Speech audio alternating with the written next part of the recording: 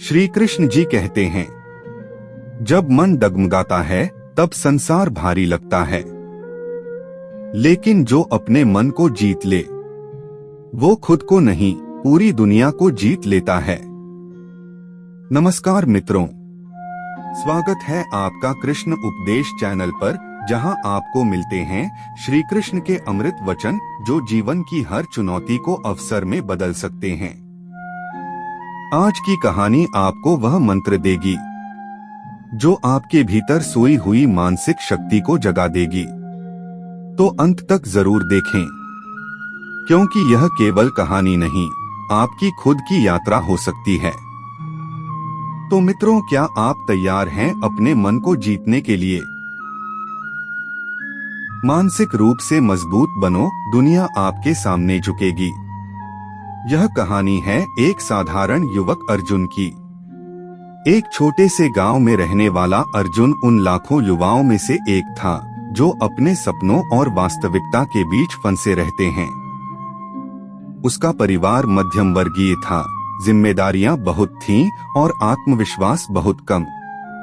वह पढ़ाई में अच्छा था, लेकिन हर बार कुछ न कुछ ऐसा हो जाता कि सफलता उससे दूर रह जाती। जब भी वह असफल होता, लोग उसे ताने देते, तुझसे कुछ नहीं होगा। धीरे धीरे यह शब्द उसकी आत्मा में घर कर गए। वह खुद को कमजोर समझने लगा। समय के साथ अर्जुन की असफलताएं बढ़ती गईं। पहले वह एक परीक्षा में असफल हुआ, फिर एक नौकरी में रिजेक्ट हुआ। वह जितना प्रयास करता उतना ही टूटता गया। उसके मित्र भी धीरे धीरे दूर हो गए। घर में लोग उसे निकम्मा समझने लगे। अर्जुन की हालत ऐसी हो गई कि वह लोगों की आंखों में देखना भी बंद कर चुका था। वह अपने मन में ही बंद हो गया था। उसे लगता कि दुनिया उसके खिलाफ है। रातों को वह छत पर बैठकर आसमान देखता और सोचता, क्या मेरा कोई मूल्य नहीं है? उसकी आत्मा थक चुकी थी। वह हार मान चुका था, लेकिन नेति को कुछ और ही मंजूर था। एक दिन गांव में एक संत आए। उन्होंने लोगों को भगवद गीता पर प्रवचन देना शुरू किया। अर्जुन का मन वैसे तो बहुत टूटा हुआ था, लेकिन उसने कुछ देर संत के शब्दों को सुना। संत ने एक बात कही, मन को जीतना ही सबसे बड़ा युद्ध है। जो स्वयं को हरा देता है, संसार उसे कभी नहीं जीत सकता। अर्जुन के कानों में यह वाक्य गूंजने लगा। संत से मिलने की इच्छा जागी। वह प्रवचन के बाद उनके पास गया और अपना हाल बताया। संत मुस्कुराए और बोले, तू वही अर्जुन है जो महान योद्धा था। फर्क बस इतना है कि वहां श्री कृष्ण साथ थे और आज भी वही आत्मा तेरे भीतर है। फर्क तेरे विश्वास का है। अर्जुन ने पहली बार खुद को दूसरे दृष्टिकोण से देखा। उस रात अर्जुन ने पहली बार भगवद गीता का एक अध्याय पढ़ा। श्लोक थे, उद्धरेदात्मनात्माननात्मानमवसाद्येत। मनुष्य को अपने आप को ऊपर उठाना चाहिए, अपने आप को नीचा नहीं गिराना चाहिए। इस एक श्लोक ने अर्जुन की आत्मा को हिला दिया। उसने खुद से वादा किया कि अब वह आत्महत्या छोड़कर आत्मबल बढ़ाएगा।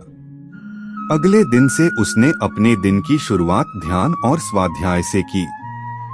धीरे धीरे उसने एक डायरी में अपने विचार लिखना शुरू किया। हर दिन एक नई चुनौती, हर दिन एक नई सीख। पहले वह एक गांव के बच्चों को पढ़ाने लगा। यह छोटा सा काम उसे आत्मसंतोष देने लगा। लोगों ने धीरे धीरे उसकी सराहना शुरू की। उसका आत्मविश्वास लौटने लगा। कुछ ही महीनों में अर्जुन ने महसूस किया कि अब वह वही व्यक्ति नहीं है जो कुछ महीने पहले था। वह मानसिक रूप से मजबूत हो चुका था।